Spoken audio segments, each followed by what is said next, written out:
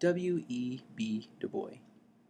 William Edward Burghardt Du Bois was born on February 23, 1868, in Great Barrington, Massachusetts, to Alfred Du Bois and Mary Sylvia Burghardt Du Bois. His mother, Mary's family, was part of a very small group of free black population in Great Barrington, having long owned property in Massachusetts. Du Bois's family was of Dutch and African ancestry. W. E. Du Bois's grandfather, Tom Burghardt, was born a slave, but earned his freedom through service during the American Revolution. Many of Du Bois's ancestors had significant involvement in the regional history of the Massachusetts area. W. E. B. Du Bois's story is the epitome of the underdog. His life was filled with heartache and pain, as well as triumph and success. His parents were married just 1 year before his birth. By the time Du Bois was 2, his father deserted his mother, Mary. Understandably so, William was very close to his mother. While in his youth, Mary suffered a stroke and was left disabled and incapable of working. William and his mother moved frequently and survived off donations from family, as well as minimal pay from after school jobs. Du Bois had a firm belief, even as a boy, that education would shape his future for the better. He was committed to advancing in school. Captivated by his will to succeed, some neighborhood whites paid the rent on a home in Great Barrington to help provide stability to William and his mother Mary. Du Bois faced some challenges as the precocious, intellectual mixed-race son of an impoverished single mother. His intellectual gifts were recognized by many of his teachers, who encouraged him to further his education with classical courses while in high school.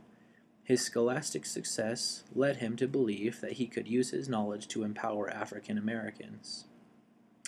In 1888, at the age of 20, William graduated from Fisk University, a historically black college in Nashville, Tennessee.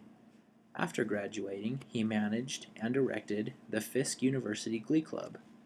Du Bois entered Harvard College in the fall of 1888 after receiving a $300 scholarship. He earned his bachelor's degree cum laude in 1890. In 1892, Du Bois received a fellowship to attend the University of Berlin to pursue graduate work. While a student in Berlin, Du Bois traveled extensively throughout Europe. In 1895, while William Du Bois became the first African American to earn a PhD from Harvard University. After graduation from Harvard, Du Bois pursued teaching. He first taught at Wilberforce University in Ohio. He then worked at the University of Pennsylvania, where he taught as well as researched extensively. After his time at the University of Pennsylvania, Du Bois moved to Georgia and established the Department of Social Work at Atlanta University. William Edward Burghardt Du Bois was well educated, as well as very well established. He was well traveled and knowledgeable. Du Bois was the most prominent intellectual leader and political activist on behalf of African Americans in the first half of the 20th century. A contemporary of Booker T. Washington, he carried on a dialogue with the educator about segregation and political disfranchisement and ways to improve African American life. In 1909, at the age of 41, Du Bois, with a group of like-minded supporters, founded the National Association for the Advancement of Colored People, the NAACP.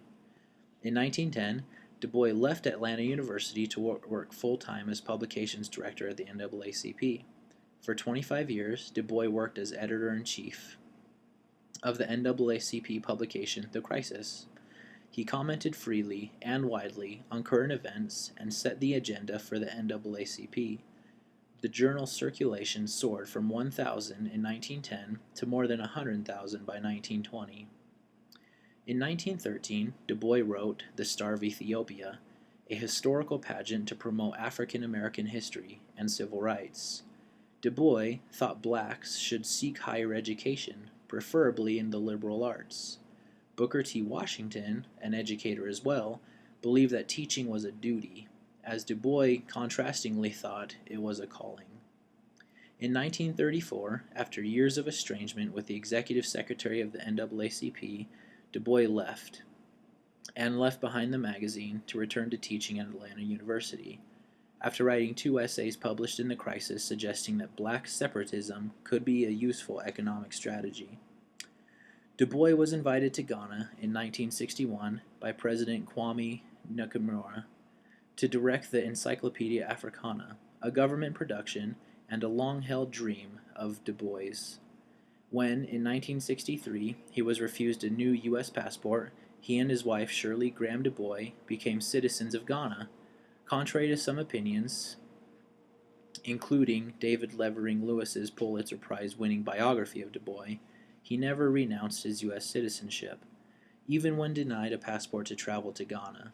Du Bois's health had declined in 1962, and on August 27, 1963, he died in Ghana at the age of 95, one day before Martin Luther Jr.'s I Have a Dream speech.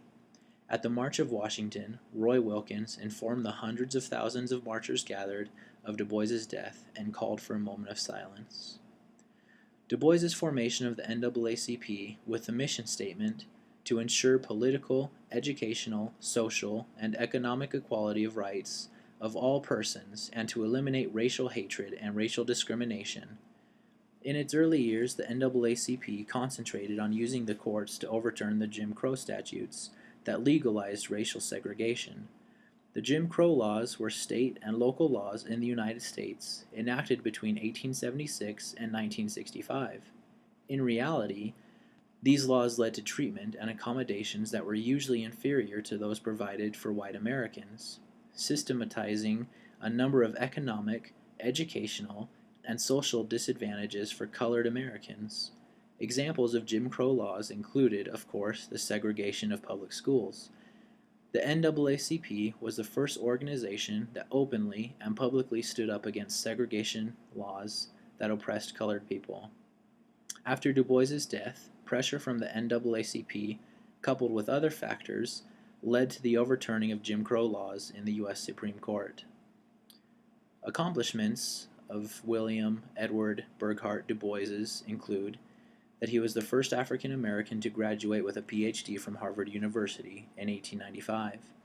In 1909, W.E.B. Du Bois addressed the American Historical Association at its annual conference. He was the first African American to do so.